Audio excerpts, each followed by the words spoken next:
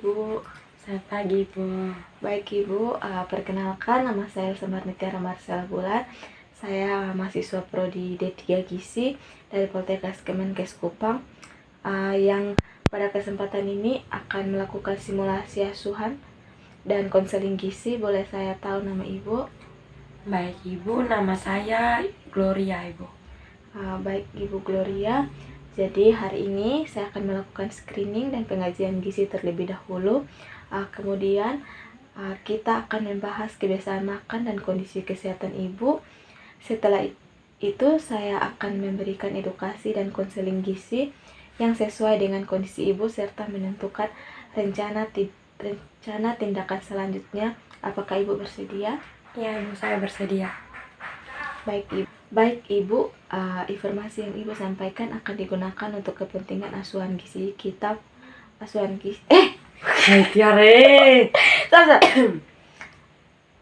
Baik Ibu, informasi yang Ibu sampaikan akan digunakan untuk kepentingan asuhan gizi. Baik Ibu, kita bisa mulai Ibu. Ya, Ibu. Ibu, sebelum saya akan melakukan screening gizi untuk mengetahui apakah Ibu memiliki risiko masalah gizi, saya akan menanyakan beberapa pertanyaan sederhana Ibu. Baik Ibu, Ibu berat badan dan tinggi badan Ibu saat ini Ibu? Berat badan saya sekarang itu 60 kilo, terus tinggi badan saya itu 155 cm. Baik Ibu. Ibu, apakah berat badan Ibu mengalami perubahan atau beberapa bulan terakhir ini Ibu? Tidak ada, Ibu. Baik Ibu. Iya kan tidak ada penurunan berat badan. Baik Ibu, bagaimana dengan nafsu makan Ibu? Saya justru sering merasa lapar, Ibu. Apakah Ibu mengalami keluhan lain seperti haus atau sering buang air kecil begitu Ibu? Iya, Ibu, saya sering sekali haus dan sering buang air kecil, terutama pada malam hari, biasa 5-6 kali, Ibu. Apakah ada keluhan lain begitu Ibu? Badan saya mudah lelah dan terasa pegal. Saya juga sering merasa gatal-gatal di punggung, Ibu. Baik Ibu, dari hasil screening terdapat penurunan nafsu makan dengan keluhan yang terkait dengan kadar gula darah Ibu tinggi. Terus oleh karena itu Ibu perlu dilakukan asesmen gizi lebih lanjut Ibu. Baik, Ibu. Baik Ibu, dari data yang ada berat badan Ibu itu 60 kg dan tinggi badan Ibu itu 155 cm Ibu.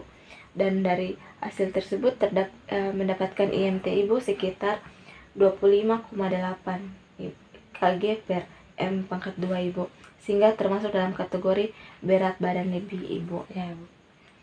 Namun yang perlu kita perhatikan adalah berat badan Ibu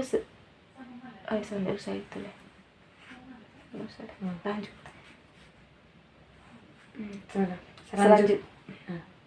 Selanjutnya saya melihat hasil pemeriksaan laboratorium Ibu tuh gula darah puasa Ibu adalah 185 mg/dl. Gula darah Ibu 2 jam setelah makan 365 mg/dl dan gula darah sewaktu Ibu tuh 390 mg/dl. Berarti gula darah saya tinggi sekali, Ibu.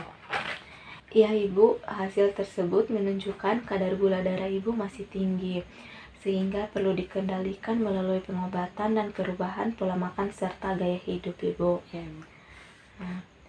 Ibu, keluhan Ibu seperti sering haus, terus sering buang air kecil, terutama pada malam hari, terus sering lapar, mudah lelah, gatal-gatal, itu perlu diperhatikan. Keluhan tersebut dapat berkaitan dengan kondisi gula darah Ibu yang belum terkontrol.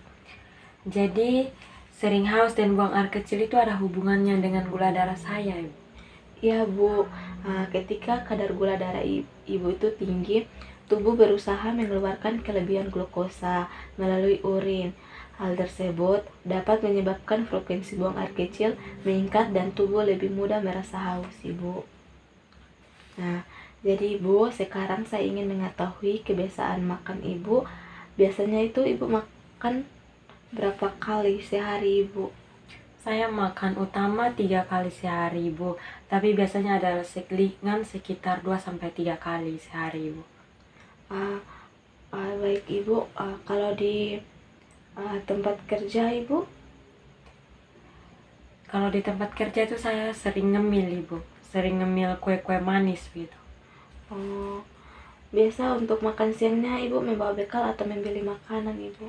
Saya biasanya membeli di food court, Ibu. Seringnya itu fried chicken, ini beef stick begitu, Ibu. Ada burger juga. Oh, terus Ibu kayak bagaimana dengan makanan di rumah begitu Ibu?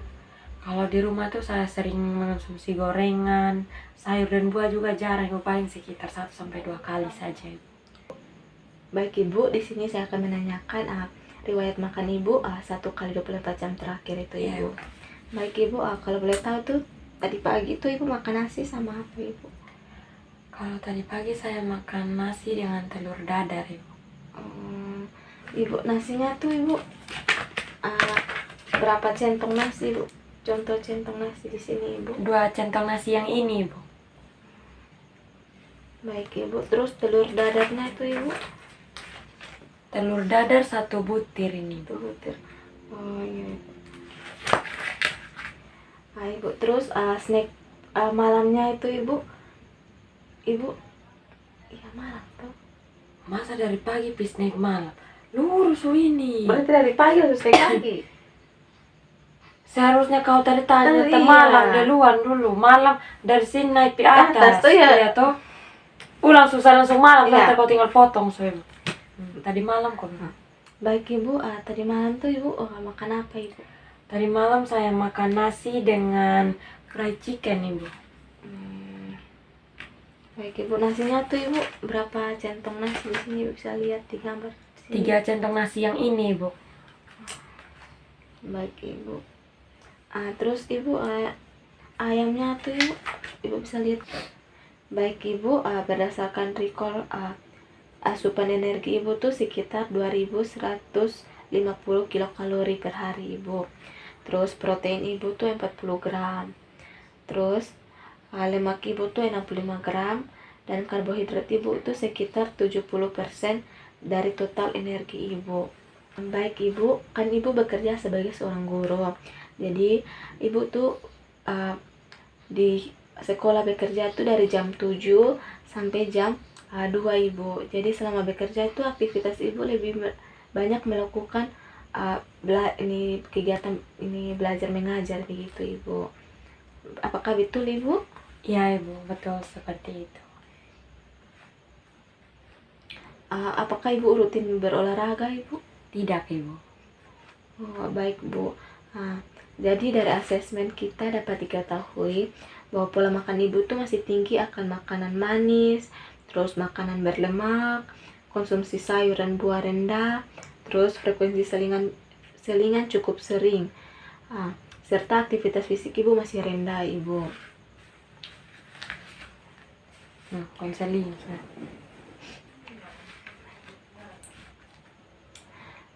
Baik Ibu, dari hasil pengajian ada beberapa hal yang perlu diperbaiki.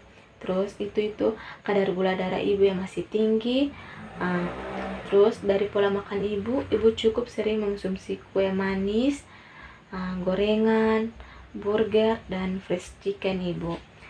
Dan beef stick Ibu, terus Ibu harus konsumsi sayur dan buah juga masih sangat sedikit Ibu. Iya, Ibu, karena pekerjaan saya cukup sibuk, saya sering membeli makanan yang praktik saja, Ibu. Iya Ibu, saya memahami. Jadi kita tidak perlu mengubah semua sekaligus Ibu. Jadi kita akan mencari perubahan yang realistis. Baik Ibu, saya memahami Ibu. Jadi kita tidak perlu mengubah semua sekaligus Ibu. Jadi kita akan mencari perubahan yang realistis dan dapat Ibu lakukan meskipun sedang bekerja begitu Ibu. Terus tujuan pengetahuan maka Ibu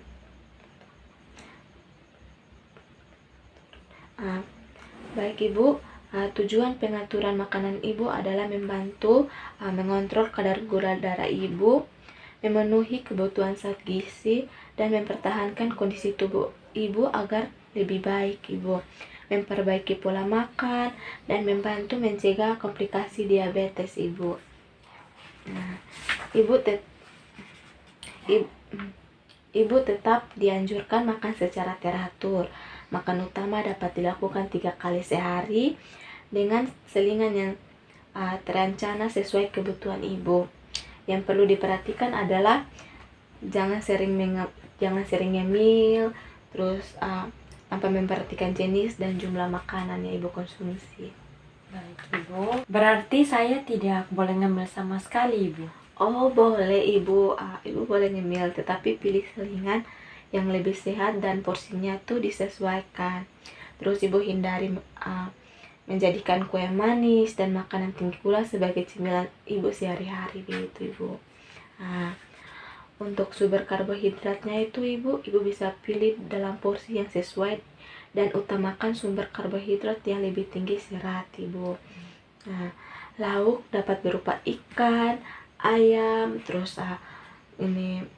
ayam tanpa kulit, telur, tahu, dan tempe Ibu. Sayuran sebaiknya dikonsumsi setiap hari. Terus buah juga dapat dikonsumsi dalam porsi yang sesuai, bukan dalam bentuk jus dengan tambahan gula Ibu. Terus untuk makanan yang digoreng sebaiknya Ibu kurangi dulu. Terus pilih makanan yang direbus, terus dikukus atau dipanggang begitu Ibu, atau ditumis dengan sedikit minyak Ibu. Makanan dan minuman yang perlu dibatasi adalah itu makanan dan minuman tinggi gula Ibu, seperti kue manis, minuman manis, terus sirup, teh manis, terus serta makanan tinggi lemak seperti gorengan dan fast food Ibu. Terus burger, fresh chicken, dan beef stick sebaiknya tidak menjadi pilihan makanan siang Ibu setiap hari Ibu. Ibu dapat memilih menu yang lebih seimbang ketika berada di food court Ibu. Baik Ibu, kalau saya tetap harus makan di food court sebaiknya itu bagaimana Ibu? Begini Ibu, jadi Ibu bisa memilih nasi dengan lauk ikan, terus atau ayam yang tidak digoreng Ibu, ditambah dengan sayuran, dan Ibu bisa hindari minuman manis dan pilih air putih Ibu. Karena konsumsi sayur dan buah Ibu hanya sedikit, sekitar 2 kali seminggu Ibu, kita perlu meningkatkannya secara bertahap. Misalnya mulai dengan menambah sayur pada makanan siang dan makanan malam Ibu. Buah dapat dijadikan pilihan selingan dan porsi yang sesuai Ibu.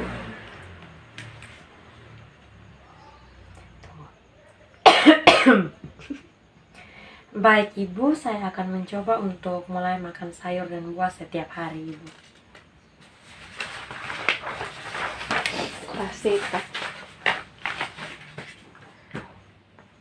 Baik Ibu, selain makanan, aktivitas fisik juga penting Ibu, karena pekerjaan Ibu kan lebih banyak melakukan kegiatan belajar mengajar, dan Ibu dapat meningkatkan aktivitas secara bertahan Ibu.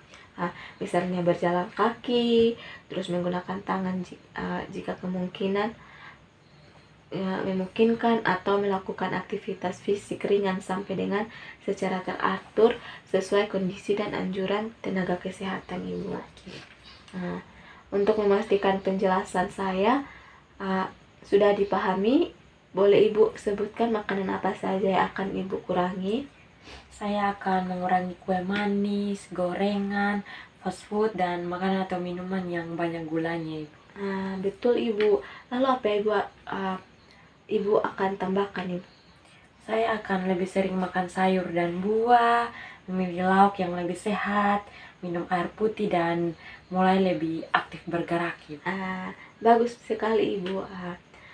Apakah Ibu bersedia mulai melakukan perubahan tersebut Ibu? Iya Ibu, saya bersedia. Baik Ibu, kita mulai dari target yang sederhana dulu Ibu. Ibu dapat mengurangi kue manis dan gorengan, terus memilih makanan yang lebih sehat dan makanan di tempat kerja.